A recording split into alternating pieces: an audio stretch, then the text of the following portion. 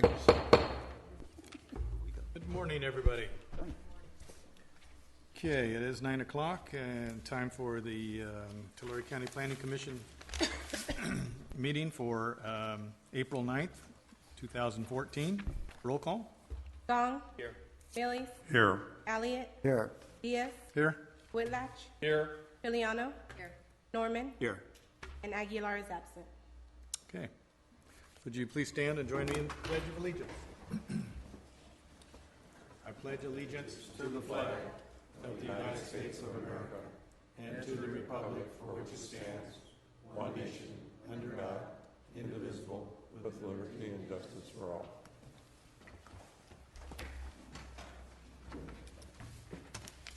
Okay, for those that have their phones with them, would you kindly turn them off or turn them to vibrate at this time? Thank you. Okay, item 2 is the public comment. This time, members of the public may comment on any item not appearing on the agenda. Under state law, matters presented under this item cannot be discussed or acted upon by the Planning Commission at this time. For items appearing on the agenda, the public will be invited to make comments at the time the item comes up for Planning Commission consideration. So that all interested parties have an opportunity to speak, any person addressing the Planning Commission may be limited to the discretion of the chair. At all times, please use the microphone, state your name and address for the record. Is there anybody that here would like to provide testimony to the Planning Commission that is not on the agenda today? Okay, seeing none, we'll move on to item 3. Item 3 is approval of the minutes for March 26, 2014. Motion that we approve the minutes of March 26, 2014. I'll second. Got a second? Roll call, please. Gong. Yes. Bailey. Yes. Elliott. Yes. Diaz. Yes. Whitlatch. Yes. Filiano. Yes. Norman. Yes. Mr. Whitlatch, you were absent. Did you read the? Yes, I did. You did? Okay, so all right, just for the record, so you listened to the tapes. All right. Item number 4, consent calendar. Action on all items in this section will be taken with one motion and vote unless anyone wishes to discuss any one of these items. Requests that can be pulled for the consent calendar and held over for such discussion. Consent calendar is an untimed item and may be taken up at any time during the course of the meeting. Item 4A is an extension of time, 14-005. Jill Tardif. This is a 2-year extension of time to March 2nd, 2016 for final site plan number PSR 03-013 for the establishment of a 113-unit housing complex on a 12-acre site in an R2, which is a 2-family residential zone. The site is located on the west side of Doyle Street, east of Porterville, and there won't be any staff presentation on this, so any discussion? If there's no discussion, I'll move to approve the consent calendar. Second. So the motion is to approve the 2-year extension? Yes. Is that what it was? Okay, and Second. roll call? Gong. Yes. Bailey. Yes. Elliott. Yes.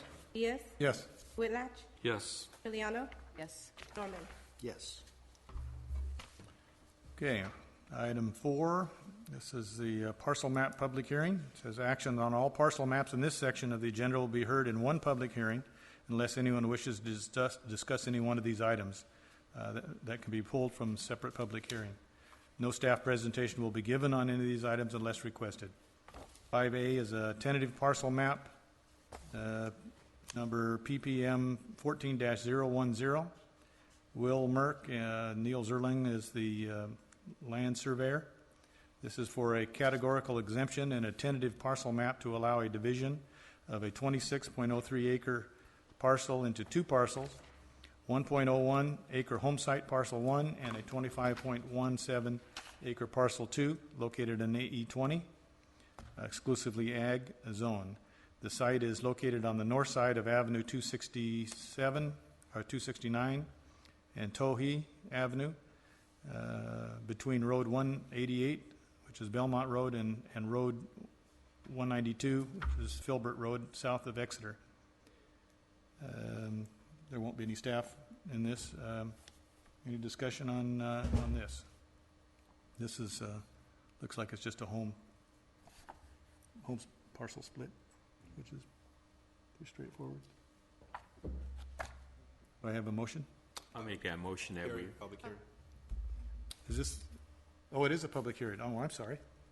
I always get confused between the public hearing and the consent calendar time.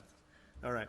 It is a public hearing on this section, and we will open this up for, I'd probably like to have Mr. Zerling come forward if he wants to. If not, then no. Anybody opposed? Okay, seeing none, we will close the public testimony portion and then move back now to the commission for discussion and or motion.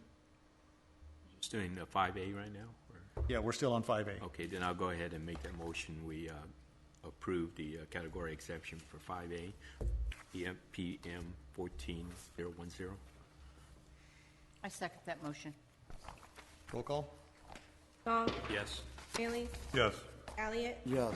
Diaz, Yes. Whitlatch, Yes. Piliano, Yes. Norman. Yes. Okay. This is 5B. This is a tentative parcel map. Number PPM 14-007, Juan Concepcion Fuentes Sanchez with Roberts Engineering. This is a categorical exemption and tentative parcel map to divide 8.61 acres parcel into 3 parcels.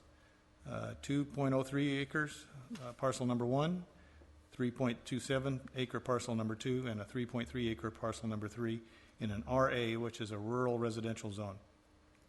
The site is located on the west side of Road 240, approximately 630 feet north of Avenue 96 in Terabella.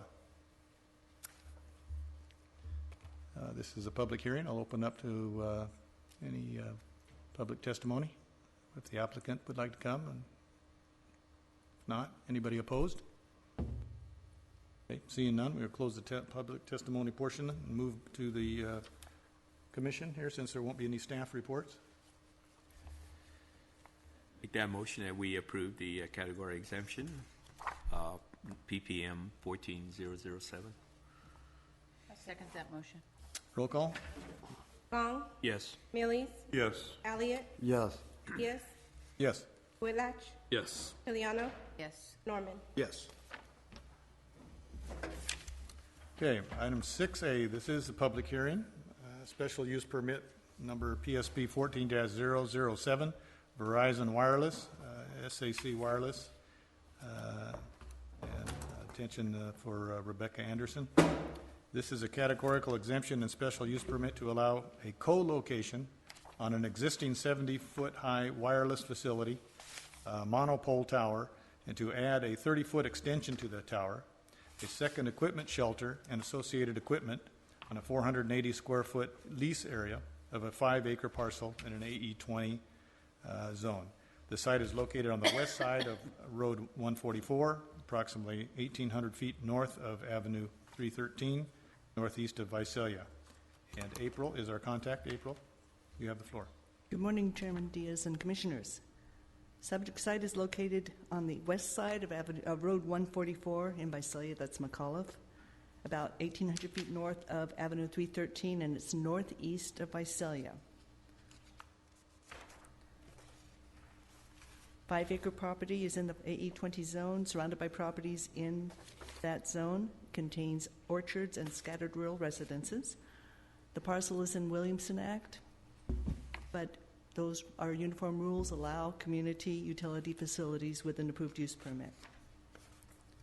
Here's an aerial of the site taken in about 2007.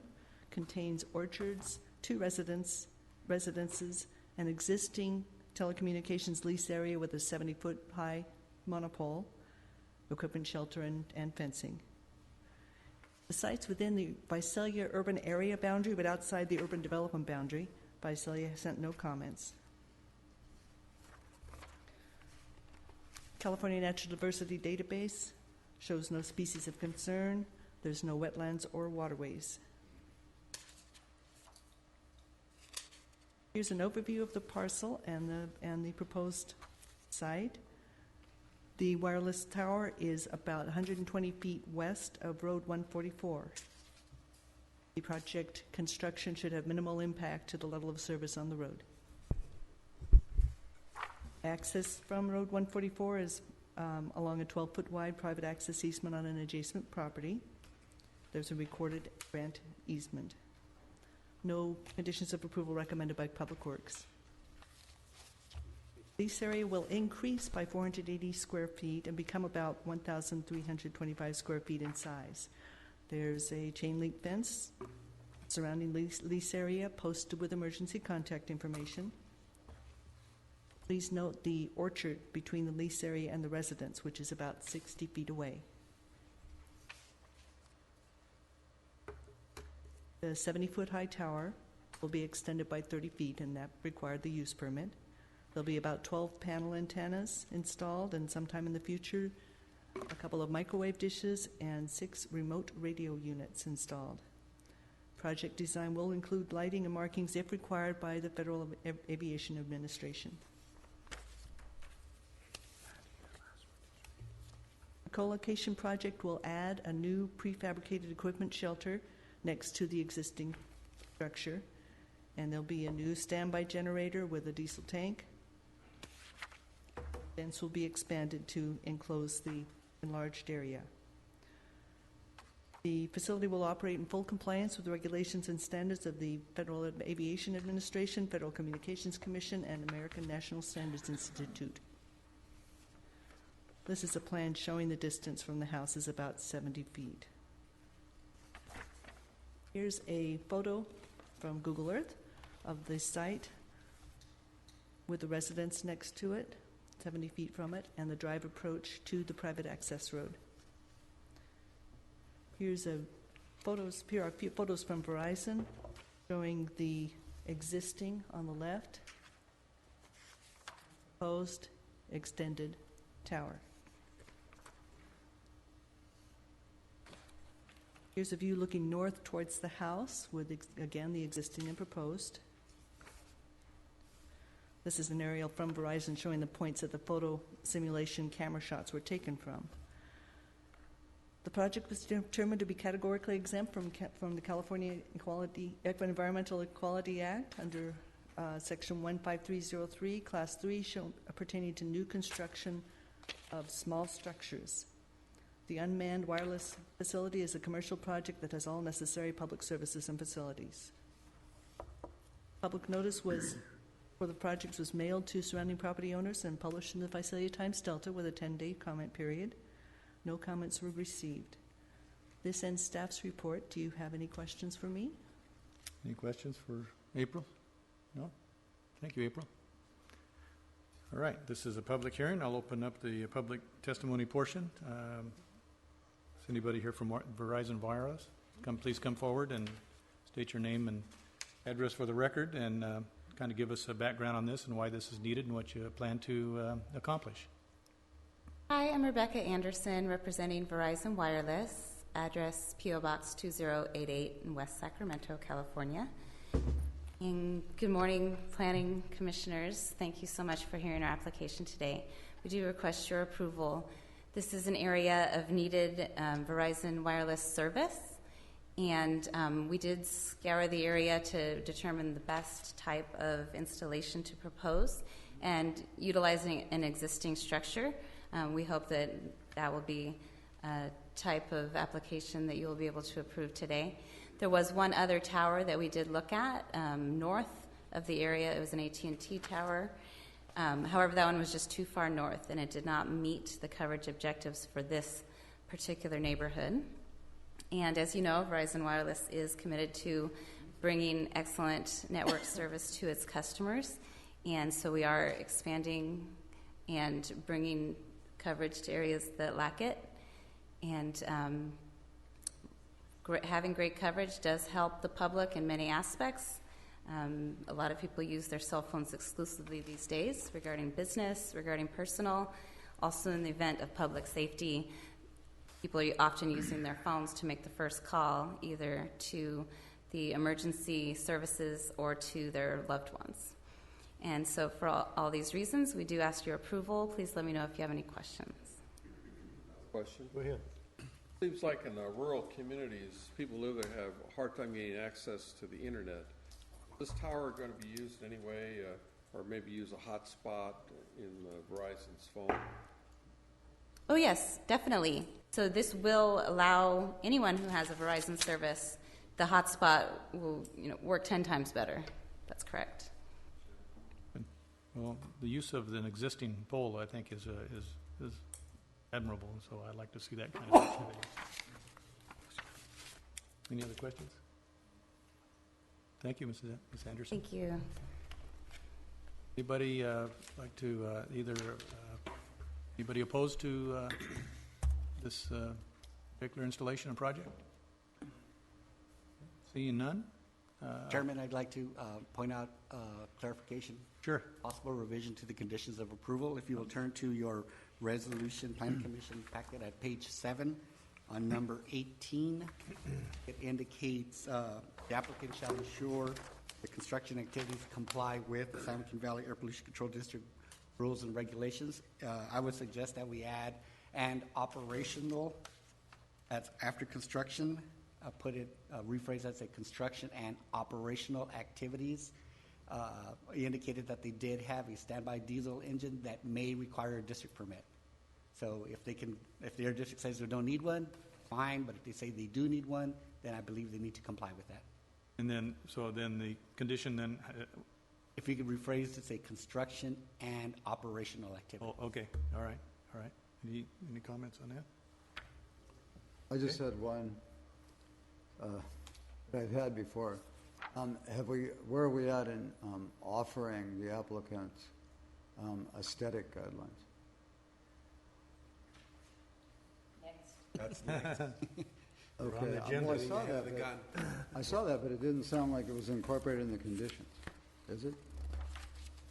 It's offering that at this point. Okay, Okay, Presentation's next. I gotcha. think it's always, it's an existing tower, so they're just And when you see the presentation, as I said to my colleague, there will be no further questions on this subject. That takes care of that. That's what we've been waiting for. Can I have a motion? I would move for approval of categorical exemption consistent with CEQA and state CEQA guidelines and a conditionally approved special use permit PSP 14-007 With the with the conditions on amendments page 7. I'll second that motion. roll call. Gong, Yes. Bailey, Yes. Elliott, Yes. Diaz, Yes. Whitlatch, Yes. Piliano, Yes. Norman. Yes. Thank you, Commissioners. Yeah. Okay, now, John, now you get to hear this. Mysteries of the world will come to light. Yes, they have a packet. Okay, item 7A is discussion. This is a cell tower location, modification, and policy presentation. Aaron Brock is our presenter. Brock?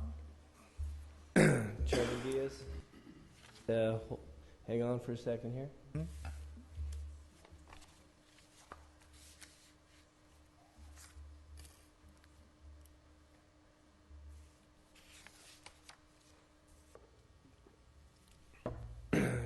Chairman Diaz, Commission, my name is Aaron Bach, Chief Planner with Tulare County. I'm here today to further our discussion on cell tower locations and potential modifications. In this ongoing saga, I kind of foresee we'll have a couple more discussions before we finally resolve any questions you may have. But staff is very willing to assist the Commission in resolving these questions. And it has been I just want to give some kudos to the staff in helping me prepare these presentations. It's a little bit more work than we originally anticipated. So as we go through this process and as we get your feedback, I just want you to know staff is assisting in getting this information to you as quickly as possible. Aaron? Yes. Did you have the opportunity to consult with the people in wireless? Yes. I'll get to that. And we're reaching out to all the cell carriers in the area. And we will, like I said, get information back from them over the course of the next couple months as I foresee it. So the process kind of to date is locating existing cell towers. We're probably about 90% with 2 carriers outstanding, getting back their information to us. As we look forward to this presentation and future presentations, we'll look at potential modifications, as Mr. Elliott just pointed out, to address aesthetics. And it's mainly under CEQA that we are looking at aesthetics. So we've made additional data requests. Like I was saying, we've created a program in our Permits Plus application to mine the data out. Previously, we found about 10 towers. Now we're up to about 40. And we think we've kind of gone through the full process with our Permits Plus application to get as much data as we can out of that so far. So we're looking at about 40 towers from that. We did reach out to AT&T, and they show about 27 towers. We added Sprint data. Sprint data, basically, when they came back, they said they have no individual cell towers in the county, but as you can see, they've co-located with various builders of cell towers in the area, and I guess you'd say franchises. So we made requests for information to Verizon and T-Mobile as well, and we're still waiting for their information to get back to us. I don't foresee more than 20 more towers coming back at this point. So I think we're about 90% of the way there as far as giving you an idea of what's out there. This was the previous map I presented to this commission that, again, has all the towers, all the types of towers based on FCC GIS data and our data up through last month. This map that is also in your package, might be a little bit more legible to you in the package, includes, if you could see these yellow areas, yellow dots on the map, those are basically what AT&T's kind of provided to us, so we're not as familiar as what's been done in the cities. So a lot of their locations are within the cities. They had a few, I want to say less than 10 outside of the cities that we've noted on the map that were just individual cell towers. And in addition, if you look on your map, there's the blue highlighted ones, and those are the ones that we've kind of mined the data out of Permits Plus. So when we talk about cell tower aesthetics, I just want to make sure we're thinking about all the aspects of it. As stated in our previous presentation today, cell tower location is based on the cell tower engineers wanting to improve service. They're not doing this just to fill in marginal blanks. I mean, they need these towers. And as Commissioner Whitlatch also added, it's hit and miss a lot of times in the unincorporated areas of the county. So when they say they need a tower in this general location, they're doing it with the idea that there is a blank spot. So given that they do need these towers, what can we do as far as any issues that arise? What is the impact on the aesthetics? So I think what we're really looking at is the setting. These monopoles in and of themselves, are they something that we can live with? For the most part, I think it's been determined yes. But can we do better? It really depends on what this commission wants and what the community is saying. So far, we don't have a whole lot of opposition to these. But moving forward, as we get more opposition, or if we do get more opposition, at least we'll have something in our arsenal to discuss. And that's what I want to get to with this commission, is discussing the aesthetics and the modifications as we move forward. So we're talking about the setting, and then we're also, as looking at the map, we're also talking about the density. I think that's what this commission also wants to really look at, is the density of these locations. Now, and that is an issue, because one carrier is not going to necessarily feed off another carrier. So if they have a blank spot, it's for that carrier. Another carrier is not going to assist them necessarily. So co-location helps a lot, as was suggested today, but we also have to look at the aesthetics of these existing towers versus what is possible. So to get in our vocabulary, the types of poles out there, we have the monopole, as you can see. It's one single tubular pole, and as far as aesthetically, it doesn't really have a lot of width to it. So it's just standing there kind of isolated. The lattice towers seem to be a little bit more incumbent upon the aesthetic, as they do have some width, and they also tend to go a little bit taller. So that's one thing to consider. The guide towers, similar to the monopoles, one singular tube or with a lattice framework, but it does have the guy wires associated, and obviously those have the potential to go even taller. So what I think this commission really is looking forward to is the stealth towers, what they call the stealth towers, and that's trying to hide the aesthetic a little bit. And then also is the co-location and attaching them to broadcast towers. Other things that we should consider as we go through this process is the antenna arrays that you see at the tops of the poles, the microwave dishes, and also what's happening on the ground space generator and utilities. So I go to this next step with an understanding that there is not so much of an interruption to the aesthetic because these are generally mono poles in nature. They're one standing singular pole. If we want to change that aesthetic, it does come with a cost, and it does come with a little bit of a feasibility study on the carrier's part. So at the tail end, when everything's said and done, I also want to put the costs in front of this commission for what we are going to look at here.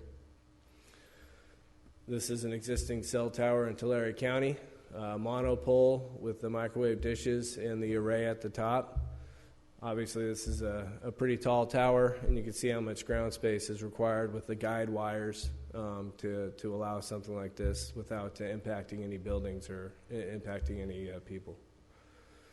This was something this commission approved back in, I believe, in 2005. And so, what's that? In 2009, sorry.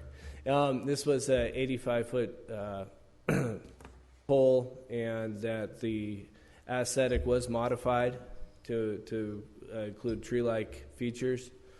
So there is precedence for this type of development. So, Aaron, would you do me a favor? Go back to the slide there in Tulare, that monopole that had all the arrays on. There you go. Maybe it's just me, but that doesn't look very attractive to me to have that up there with all those receivers there or those on it. Microwave dishes aren't right, the on there? microwave dishes, and yeah, you can probably see the antenna array at the very top there. Yeah. It's the dishes. So it definitely has a very industrial look to it. It does, it really is about where you are sitting when you are looking at this. You're not likely to be looking at this vantage. I mean, this is pulled off Google Earth. So it's a limited amount of people are going to see it from this vantage. So we also need to think of, what are we looking at from a distance? And that's why I think a lot of these carriers provide the pictures from distances that are more likely to impact more people. Well, it's obvious by looking at that slide that, this type of antenna is in an area with, I guess that's probably some kind of orchard crop or yeah, it looks like there. orchards. And I know this may sound a little strange, but, people that drive up to Three Rivers, they're tourists and they're coming here for the first time to Tulare County. They get out of their cars and take pictures of trees. So to me, it would, I think, behoove the cellular companies to blend in with those surroundings. I mean, even if it's just out in the middle of nowhere where they wouldn't be going.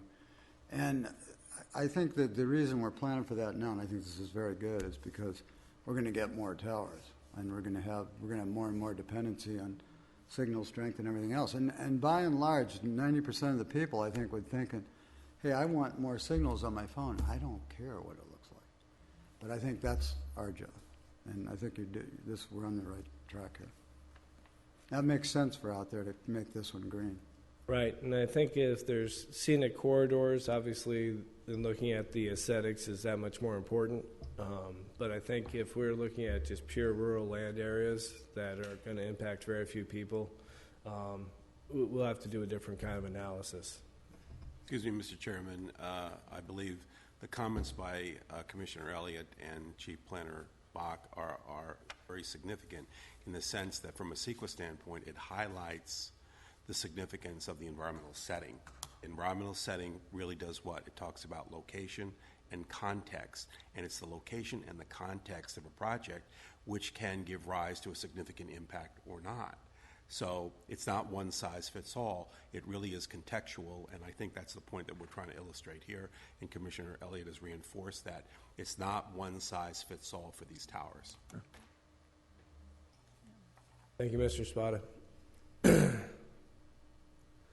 So what kind of modifications are we talking about here? These are some very extreme modifications, probably some very expensive modifications. They obviously look like trees. And as you can see, you know, the coniferous tree is a very popular one, an easy one to imitate. Obviously, the carrier went to kind of the extreme edge of the stealth type of design. And I mean, as far as even the trunk's even designed fairly well for scale. As you can also see, you can do something more for a dry climate with the palm trees. I think these images represent what we could do, especially in this county, everything from the palm tree to the coniferous trees, and I don't think it would look out of place. There's a height limit on it, really, I believe, though, to where then this is no longer proportional, though, I would imagine. Is that correct? I can come back with those exact numbers because we are getting into aesthetics. Definitely, as you can see from the Porterville example, about 85 feet was definite, but, you know, coniferous trees, you know, I mean, everything from the pine trees to the redwoods, you know, can go much taller. Yeah, the FCC regulations as well and the height limits as far as near airports, but I can give you some examples when I come back next time as to the exact specifications for these types of designs, so we can also consider the height Right. limitations as well. Again, Aaron, if you could go back to that one in Tulare, just looking at the height of that one right there. Now, that's awfully tall to make a tree out of, wouldn't you think? Yeah, That would really be out of proportion. that would very much be out of proportion, I think, and out of It could be a proportion in the skinny setting. shrub, though. Okay, that's I guess that's my comment about there's a height limitation to where it's not practical. Well, Not practical, and again, depending on the setting, we could even make something that's even more foreign to the landscape. Really? If we push too hard. Plus, then you'd have a light on top of the tree. Right. Americans want Like it. I've seen those in Pennsylvania. Yeah, but I'm assuming that that's multiple applications on that tower, is that correct? On these? Oh, on the other one? Yes.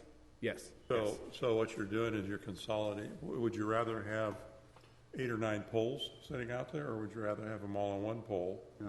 Yeah, And no, have all of the dishes on one pole? I would rather have everything consolidated. I agree. Yeah, I agree. I think so, too. And it looks to me like the topography here, and I'm not denigrating it, I'm just saying it's agricultural, it's not a non-issue here in terms of visual aesthetics as far as I'm concerned. Right, and If you I were in think Three Rivers, a different story. Well, no, I'm talking about just going through the orchards, but your point's well taken. In a situation like this where we have a non-issue, that's a good bargaining chip to make mitigation in one where we do, to do something right. So it's a good trade-off for the Well, company. wait a minute, that's in the eyes of the beholder. Right. though. I think this is the one that we had the people come, you know, that they feel like it was going to degrade Right. the market on their home, because here was this right out their windows that, so it's Right. kind of like in the eyes of the beholder. When you Right. say, you know, scenic area, maybe your front yard is a scenic area, you know, you have to kind of, I don't know how you could make that look prettier. Personally, I'd rather just look at a very skinny pole and not look up, but I'm sure some people don't feel like that, so. Right, and I think our first option may be to suggest co-location if it is possible, and then secondarily, look at the modifications to the pole to fit the aesthetic. We are talking of aesthetics, so it is subjective. So it's really something that we are going to try to do under CEQA, and so that we don't have to try to create something policy that is one size fits all. What would be interesting is to talk to technical people in the cell phone industry and find out where's the technology headed. Okay. Everything seems to be getting miniaturized, so maybe this is, a blip on the. 10 Right. years, we could be taking these out. Right. And It might be obsolete. when I go to my last point on this presentation, I'll discuss that a little bit, but that's the direction I think this presentation is gonna go into. So there's obviously towers made for a rural setting as far as again, utilizing the tree-like structures, but also everything from a cactus to locating on a water tower to, and so barns, etc.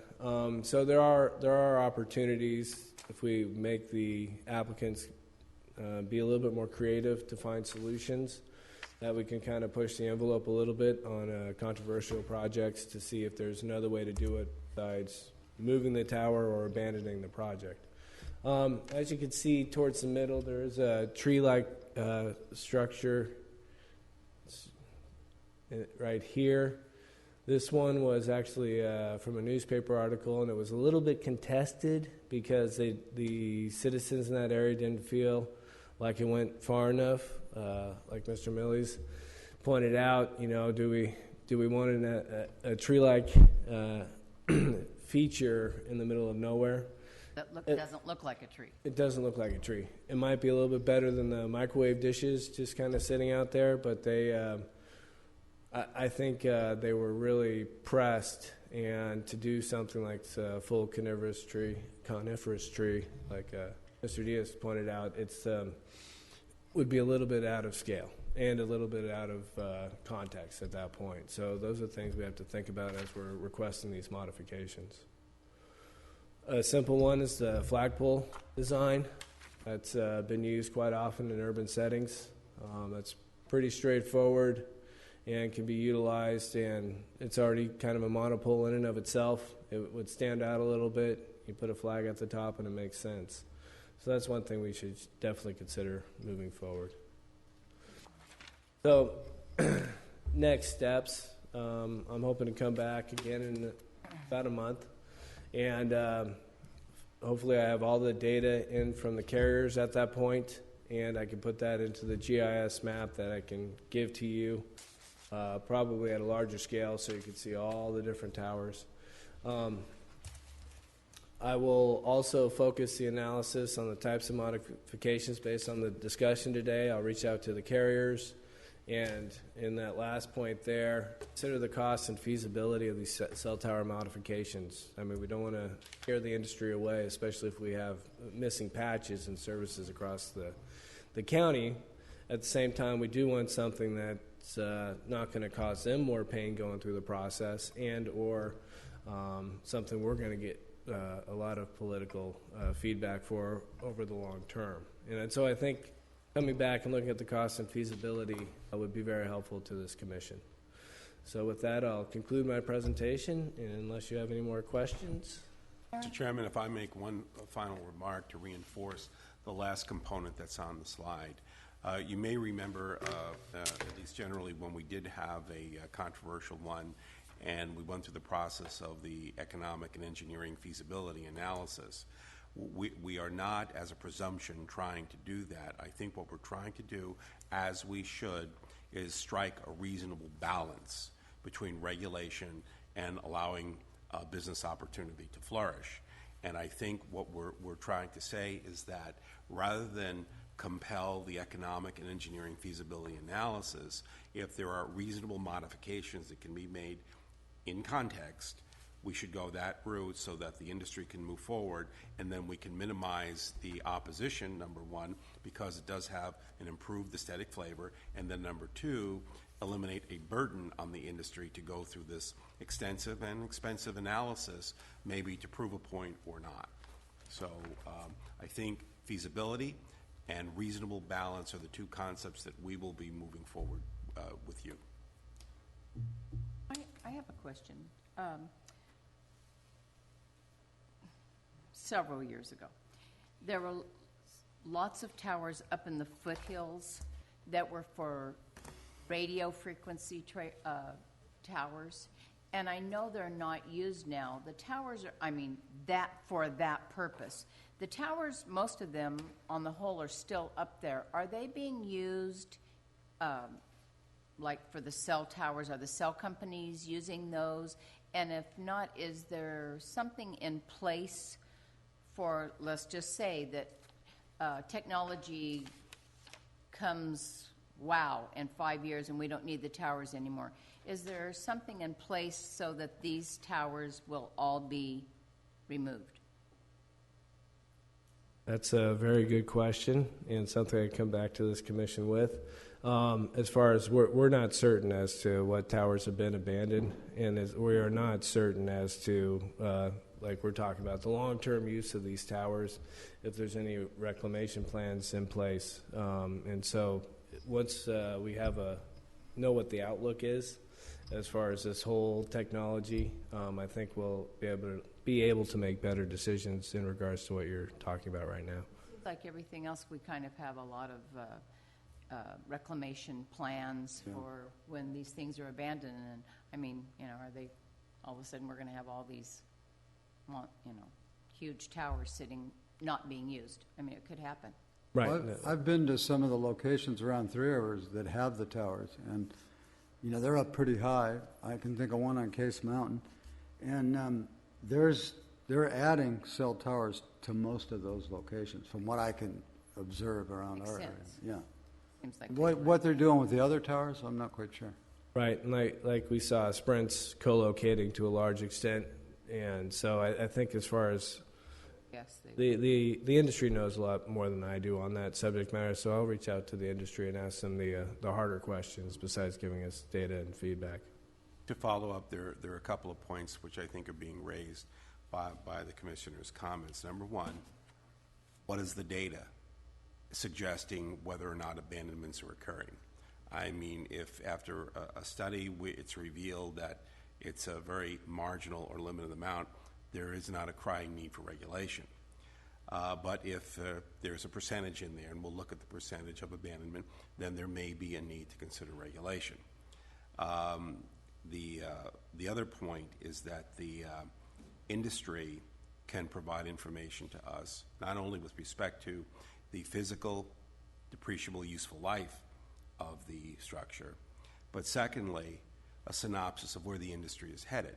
Because if the industry has a long useful life with respect to this type of technology and structure, I don't think there's going to be a problem, because the market and demand are going to drive the need for the facility. But if the industry data is suggesting that we're coming to an end with regard to this, then I think your point is very well taken. So again, we try to be reason-based, supported by evidence, to determine whether we should move forward with regard to regulation. So again, we should have the data indicating the degree to which there have been abandonments, if any, in Tulare County. And then secondly, a market analysis of how long we think we're going to see these types of towers operational. Thank you. I think Nancy's point on the reclamation of the sites is really well taken, too. I know. I don't want to go there unless there's a demonstrated need to do that, because that would be a transformational change. And there must be a need to support that type of change. Most companies have, with equipment, a product life cycle documented. You could ask the industry for that, what's their expectation for how long these devices will be in existence. And then I guess, as Nancy points out, what do you do how do you know that they're even in service? If there's a tower sitting there, how do you know it's even functional any longer? In line with these comments, what we could do at our next presentation is invite industry representatives to come That'd be down great. and share their perspective. Yeah, Great idea. good idea. Is that it, Mr. Bob? That's all I have. Thank you. Great. Thank you. Okay. Director's report, 8A. Planning Director's update. You have anything for us, Mr. Spada? Yes, I do. Very briefly, first of all, thank you again. Another smooth meeting, and we appreciate the degree to which you are continuing to provide your insight concerning matters, including this one. This is cutting edge, and we appreciate the Commission's interest in making sure that the county continues to regulate reasonably and appropriately. The only comment I want to say with regard to the update, and the colleagues to my left and right can really attest to this, we're moving forward gung-ho with regard to our community plan updating with regard to the corridors primarily, Traver, Goshen, Pixley, Early Mart, and then we also have the Three Rivers Community Plan. So we're hopeful that we can get them to public hearing, at least 3 of them this year and 2 next year. And as I believe I did mention, that we're looking to initiate at least 3, maybe 5 more community plan updates next year. So we are rocking and rolling. And the staff is very busy doing EIRs in-house, and we expect to get them rolled out this year. I saw in the progress report that Dana sent out here this week that looks like from December through the present, incoming projects have been picking up, so the economy might be improving a little bit in that sense, and there's more activity going on. The answer is yes. I would say that there is evidence suggesting that the outlook is improving. For example, during the month of March, we had the highest number of building permits issued this year, well over 370 building permits. That's suggesting something. In addition, this would be an interesting statistic. In the month of March, there were 33 building permits for residential homes pulled, whereas prior to that, the highest one was 16 per month, and that was only spotty with 1 month. So in the month of March, and the weather could be a function too, but it also has to be the economy and financing, real estate financing is just suggesting that things are going to move. Now, you might recall the past 2 years, you've been proving parcel maps left and right. So there is a backlog of housing in the unincorporated area, not extensive like cities, but a backlog that they're ready to go. And so I think it'll be market-driven. Once the real estate financing becomes more palatable, I think we'll see them pop. So from our perspective, the planning and the development is done. So now it goes to construction and then occupancy. Good. So there were 2 statistics that came out of that data that you appropriately highlighted, that we do see some pickup. I don't want to get overly optimistic, but that is a statistic or 2 that represents a change in the positive or upward direction. You said the 13 was the previous high from when? Pardon? The 13 building permits as opposed to the 33, I think you said? 16. 16. Earlier this year, there were 16 pulled in 1 month, and then there were nothing with regard to homes. But then it was a doubling in 1 month, and it was in March. Could be a function of the weather, but that's probably not it alone, because if you look backwards, there is no trend. Now, pop, there's a spike.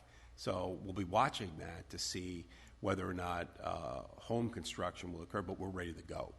Our team-based approach is ready to go if we see the influx of that type of development. The development has been more in the commercial and industrial for the past 2.5 years, and we popped those pretty quick. It must have been those 3 days it rained for the last 6 months. That's what did it. That's right.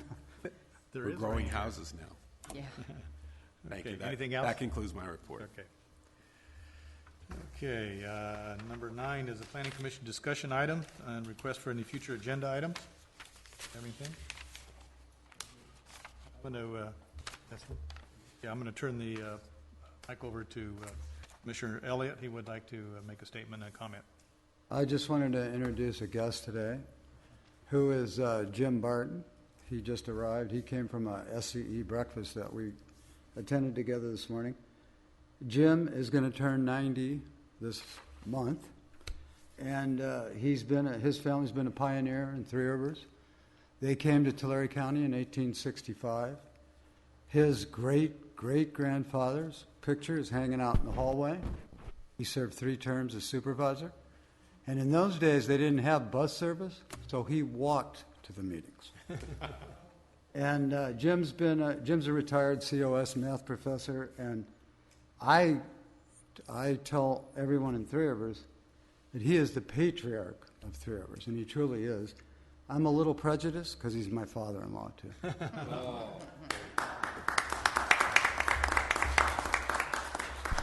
And if I could add one more thing, he's a former Woodlake High School board member, is one of my best algebra instructors, and I thank you every day for that B I got in your class. How'd you get a B? I think it might have been a gift. He dated your wife. No, he didn't. Okay, this is going downhill. All right, nothing else? We're adjourned.